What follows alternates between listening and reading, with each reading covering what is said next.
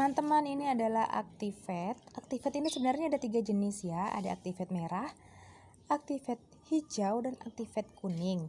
Kalau yang saya tunjukkan ini adalah Activate merah. Activate merah ini dapat mengatasi pilek dan batuk gatal atau batuk kering.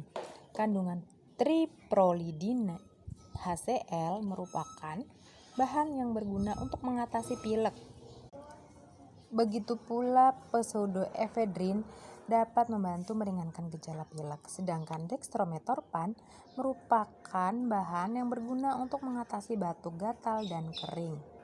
Nah, satu lagi nih teman-teman, untuk Activate ini dapat menyebabkan kantuk ya, jadi sebaiknya ketika konsumsi obat ini tidak menggunakan kendaraan. Obat ini juga bisa dikonsumsi untuk dewasa serta anak-anak tapi di atas 12 tahun.